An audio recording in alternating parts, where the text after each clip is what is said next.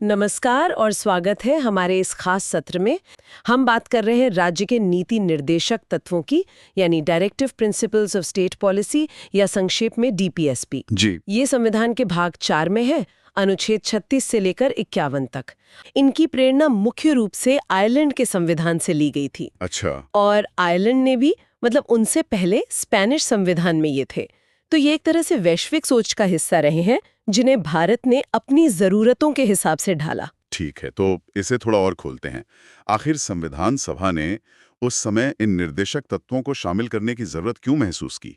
क्या सोच थी इसके पीछे? देखिए, इसका जो मूल मकसद था वो था भारत को एक लोक कल्याणकारी राज्य बनाना, एक वेलफेयर स्टेट। वेलफेयर स्टेट, हाँ, मतलब ऐसा राज्य जो सिर्फ पुलिस और टैक्स वसूलने तक सीमित न रहे, बल्कि अपने नागरिकों की भलाई के लिए, उनके सामाजिक और आर्थिक विकास के लिए सक्रिय रूप से काम करे। और साथ ही सामाजिक और आर्थिक लोकतंत्र को स्थापित करना, ये भी एक बहुत बड़ा लक्ष्य था। क्योंकि देखिए, संविधान बनाने वाले ये जानते थे, वो बहुत व्यवहारिक थे, कि आजादी मिली है, लेकिन फौरन ही हर आदर्श को जमीन पर उतारना मुमकिन नहीं होगा। हाँ, बिल्कुल। संसाधन भी कम थे, चुनौतियां बहुत ज्यादा थीं। तो उन्होंने क्या किया, भविष्य की सरकारों के लिए ये नैतिक दिशा निर्देश, एक तरह का रोड मैप तैयार कर दिया। अच्छा।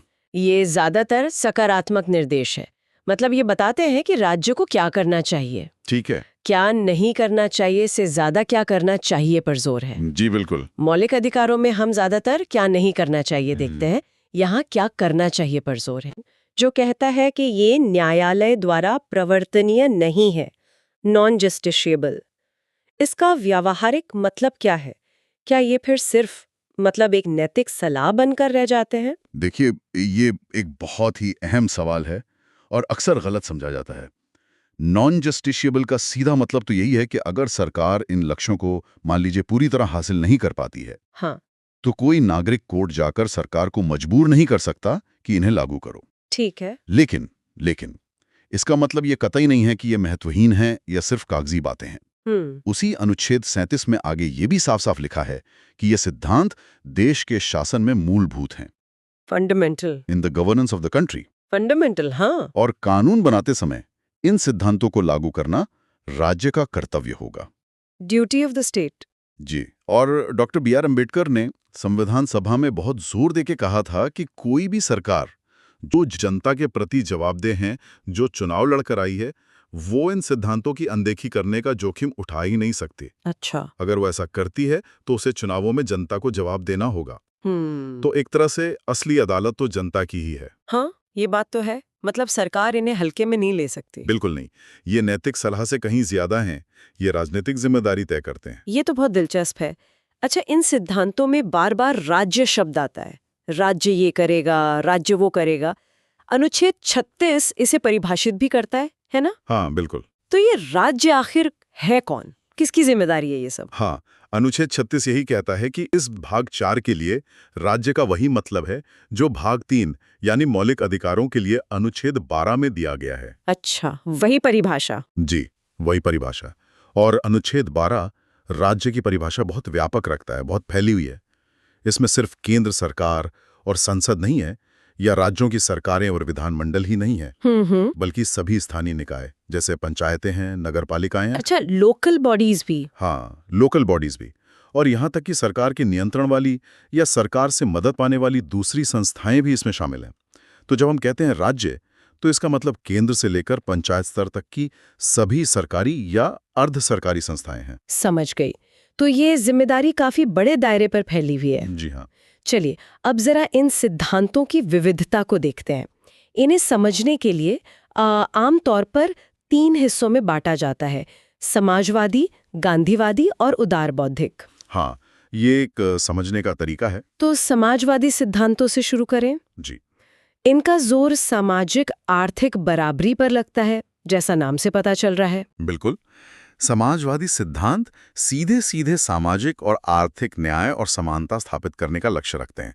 जैसे अनुच्छेद 38 है, वो कहता है कि राज्य ऐसी सामाजिक व्यवस्था बनाएगा जिससे लोगों का कल्याण हो सके, सामाजिक, आर्थिक, राजनीतिक न्याय मिले, और साथ ही आय, प्रतिष्ठा, सुविधाओं और अवसरों की जो असमानताएं हैं उन्हें कम करने का प्रयास करेगा। अच्छा। इस पर 44वें संशोधन से और ज्यादा स्पष्टता लाई गई थी। फिर आता है अनुच्छेद 39, जो बहुत ही महत्वपूर्ण है। इसमें कई बातें हैं, जैसे सभी नागरिकों को, स्त्री हो या पुरुष, आजीविका के पर्याप्त साधन मिले। रोजी रोटी का जुगाड़। हाँ बिल्कुल। देश की जो भौतिक संसाधन हैं उनका बंटवारा आम भलाई के लिए हो। ऐसा ना हो कि सब कुछ ही लोगों के हाथ में चला जाए। धन और उत्पादन के साधनों का संकेंद्रण मतलब कंसंट्रेशन रोका जाए। और इसी में वो मशहूर बात है, पुरुषों और महिलाओं दोनों को समान काम के लिए समान वेतन मिले। अनुच्छेद 39D। ये तो बहुत प्रगतिशील बात थी उस समय। बिल्कुल। और बच्चों का शोषण ना हो, श्रमिकों के स्वास्थ्य का ध्यान रखा जाए, ये सब भी इसमें है। और फिर 42वें संशोधन से अनुच्छेद 39A जोड़ा गया, जो कहता है समान न्याय और गरीबों के लिए मुफ्त कानूनी सहायता। अच्छा, लीगल एड वाला। जी, लीगल एड। इसी के आधार पर आज हम देखते हैं राष्ट्रीय विधिक सेवा प्राधिकरण है, नालसा, राज्यों में सालसा हैं। हाँ। ये सब इसी अनुच्छेद की देन है, जो उन लोगों को वकील मुहैया कराते हैं जो खर्च नहीं उठा सकते। ये तो वाकई बहुत जरूरी है। और अनुच्छेद 42 है, जो कहता है कि काम करने की जगह पर माहौल ठीक हो, न्याय संगत हो, मानवीय हो, और खास तौर पर महिलाओं के लिए प्रसूति सहायता यानी मैटरनिटी रिलीफ का इंतजाम राज्य करे। मैटरनिटी बेनिफिट एक्ट शायद इसी से प्रेरित है। जी हाँ, काफी हद तक। अच्छा, ये सिद्धांत तो सीधे सीधे आम आदमी के जीवन को, उसकी रोजमर्रा की जरूरतों को छूते हैं। बिल्कुल। अब अगर हम गांधीवादी सिद्धांतों की ओर देखें, तो जैसा नाम से ही लग रहा है, इनमें महात्मा गांधी के विचारों की छाप होगी। शायद ग्रामीण भारत, स्वदेशी, विकेंद्रीकरण, इस तरह की बातें। आपने बिल्कुल सही पकड़ा। गांधीवादी सिद्धांत गांधी जी के जो आदर्श थे, खासकर ग्राम स्वराज और अंत्योदय मतलब समाज के सबसे कमजोर तबके का उत्थान, उनको दर्शाते हैं। इसमें अनुच्छेद 40 शायद सबसे ज्यादा जाना माना है। पंचायतों वाला। जी, ग्राम पंचायतों का संगठन और उन्हें स्वशासन की इकाइयों के रूप में शक्तियां देना। इसी ने 73वें और 74वें संविधान संशोधन की नींव रखी, जिससे पंचायती राज और नगर पालिकाओं को संवैधानिक दर्जा मिला। हाँ, ये तो बहुत बड़ा कदम था। बिल्कुल। फिर है अनुच्छेद 43, जो ग्रामीण इलाकों में कुटीर उद्योगों को बढ़ावा देने की बात करता है, व्यक्तिगत तौर पर या सहकारी समितियों के माध्यम से। खादी और ग्रामोद्योग आयोग जैसे संस्थान इसी भावना का प्रतीक हैं। खादी वाले, हाँ। जी। और इसी से जुड़ा है अनुच्छेद 43B, जो 2011 में 97वें में संशोधन से जोड़ा गया। ये सहकारी समितियों, कोऑपरेटिव सोसाइटीज को बढ़ावा देने की बात करता है। उनका स्वैच्छिक गठन हो, वो स्वायत्त रूप से काम करें, उनमें लोकतांत्रिक नियंत्रण हो और पेशेवर प्रबंधन हो। अमूल इसका एक अच्छा उदाहरण है शायद। बेहतरीन उदाहरण है। अमूल दिखाता है कि ये सिद्धांत जमीन पर क्या कर सकता है। हाँ। फिर अनुच्छेद 46 है, जो अनुसूचित जातियों, एससीज, अनुसूचित जनजातियों, एसटीज और अन्य कमजोर वर्गों के शैक्षिक और आर्थिक हितों को बढ़ावा देने और उन्हें सामाजिक अन्याय और शोषण से बचाने का निर्देश देता है। रिजर्वेशन पॉलिसीज वगैरह इसी से जुड़ी होंगी। हाँ, उनकी प्रेरणा यहाँ से भी मिलती है। अनुच्छेद 47 पोषण स्तर, जीवन स्तर और सार्वजनिक स्वास्थ्य को सुधारना राज्य का प्राथमिक कर्तव्य मानता है। और इसी अनुच्छेद में हानिकारक नशीले पेय और दवाओं पर रोक लगाने की बात भी कही गई है। अच्छा, इसीलिए कुछ राज्य शराबबंदी लागू करते हैं। जी, वो इसी अनुच्छेद का हवाला देते हैं। ठीक है। और अनुच्छेद 48 कृषि और पशुपालन को आधुनिक और वैज्ञानिक तरीके से संगठित करने की बात करता है। और इसी में गायों, बछड़ों और अन्य दूधारू और माल ढोने वाले पशुओं के वध पर रोक लगाने के लिए कदम उठाने का भी निर्देश है। ये भी काफी चर्चा में रहता है। जी। और अब तीसरी श्रेणी, उदार बौद्धिक सिद्धांत, लिबरल इंटेलेक्चुअल। ये शायद आधुनिक राज्य, व्यक्तिगत स्वतंत्रता और तर्कसंगत सोच पर ज्यादा जोर देते होंगे। हाँ, कह सकते हैं। उदार बौद्धिक सिद्धांत एक तरह से लिबरल डेमोक्रेसी के जो आधुनिक आदर्श हैं, उनको दर्शाते हैं। जैसे अनुच्छेद 44, जो हमेशा ही चर्चा का विषय रहता है, यूसीसी वाला। जी। राज्य भारत के सभी नागरिकों के लिए एक समान नागरिक संहिता, यूनिफॉर्म सिविल कोड, यूसीसी लाने का प्रयास करेगा कहा गया है। फिर है अनुच्छेद 45। इसमें 2002 में 86वें संशोधन से बदलाव हुआ। अब ये कहता है कि राज्य 6 साल से कम उम्र के बच्चों की शुरुआती देखभाल और शिक्षा, early childhood care and education ECC की व्यवस्था करेगा। अच्छा, पहले इसमें 6 से 14 साल वाला था। हाँ, पहले इसमें 6 से 14 साल के बच्चों की मुफ्त और अनिवार्य शिक्षा की बात थी, लेकिन 86वें संशोधन ने उसे अनुच्छेद 21A के तहत मौलिक अधिकार बना दिया। हाँ, राइट टू एजुकेशन। हाँ जी। तो अब अनुच्छेद 45 में 0 से 6 साल के बच्चों की देखभाल और शिक्षा का प्रावधान है। आंगनवाड़ी कार्यक्रम इसी दिशा में एक कदम है। ठीक है। फिर अनुच्छेद 48A है, जो 42वें संशोधन से जुड़ा गया था। ये पर्यावरण की रक्षा और सुधार तथा वनों और वन्य जीवों की सुरक्षा का निर्देश देता है। Environment protection. जी। हमारे देश के जितने भी प्रमुख पर्यावरण कानून हैं, wildlife protection act, forest conservation act, environment protection act, उन सब की जड़ें कहीं ना कहीं इस अनुच्छेद में है। अनुच्छेद 50 भी बहुत महत्वपूर्ण है। ये कहता है कि राज्य की लोक सेवाओं में न्यायपालिका को कार्यपालिका से अलग रखा जाए। Separation of judiciary from executive. शक्तियों का पृथक्करण। जी सेपरेशन ऑफ पावर्स। जी, ताकि न्यायपालिका स्वतंत्र रूप से काम कर सके। ये तो लोकतंत्र के लिए बहुत जरूरी है। बिल्कुल। और आखिर में अनुच्छेद 51, जो भारत की विदेश नीति का आधार है। ये कहता है कि राज्य अंतर्राष्ट्रीय शांति और सुरक्षा को बढ़ावा देगा, राष्ट्रों के बीच न्यायपूर्ण और सम्मानजनक संबंध बनाए रखेगा, हाँ, अंतर्राष्ट्रीय कानूनों और संधियों का आदर करेगा और अंतर्राष्ट्रीय विवादों को मध्यस्थता मतलब आर्बिट्रेशन से सुलझाने को प्रोत्साहित करेगा। पंचशील, गुटनिरपेक्षता, ये सब इसी से जुड़ा है। जी हाँ, भारत की विदेश नीति की जो मूल भावना है वो अनुच्छेद 51 में दिखती है। वो सुधैव कुटुंबकम का दर्शन भी इसी से जुड़ता है। तो ये तो काफी व्यापक दायरे को समेटते हैं ये सिद्धांत। सामाजिक, आर्थिक, राजनीतिक, प्रशासनिक, पर्यावरण, अंतर्राष्ट्रीय संबंध, सब कुछ। जी हाँ, इसीलिए इन्हें शासन के लिए मूलभूत कहा गया है। अब यहाँ एक अहम सवाल उठता है। हमने इन सिद्धांतों की बात की जो नॉन जस्टिशिएबल है, और दूसरी तरफ है मौलिक अधिकार, फंडामेंटल राइट्स, जो जस्टिशिएबल है, मतलब उन्हें लागू करवाने के लिए आप कोर्ट जा सकते हैं। तो क्या कभी इन दोनों के बीच टकराव की स्थिति बनी?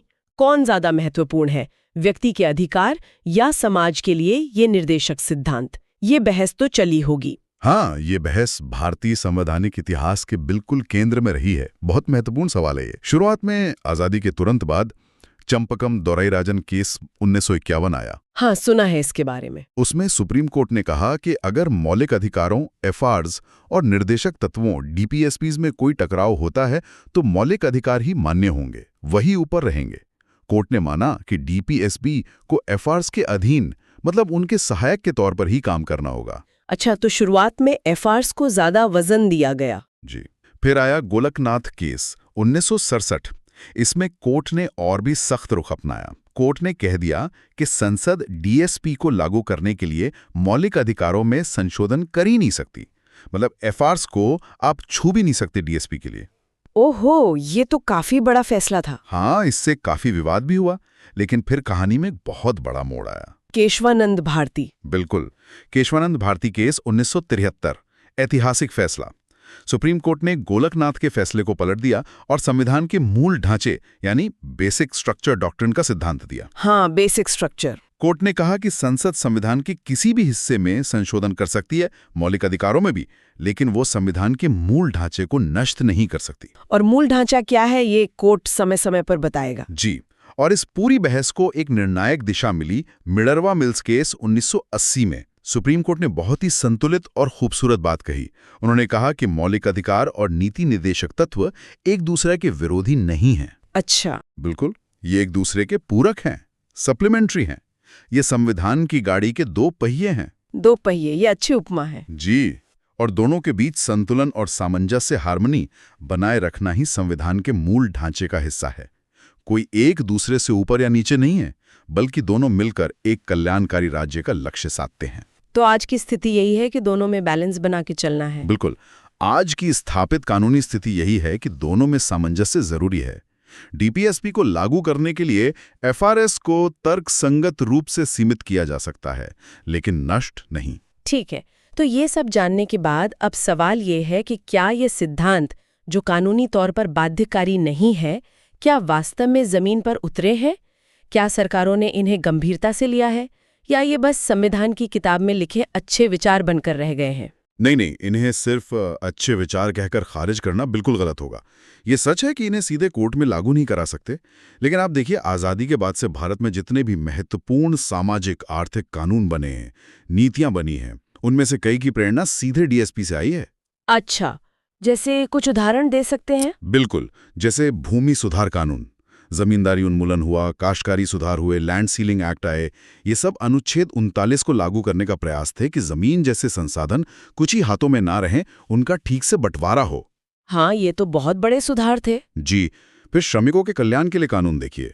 न्यूनतम मजदूरी अधिनियम, मिनिमम वेजेस एक्ट, समान पारिश्रमिक अधिनियम, इक्वल रेम्यूनरेशन एक्ट, जो समान काम के लिए समान वेतन की बात करता है, अनुच्छेद 39D।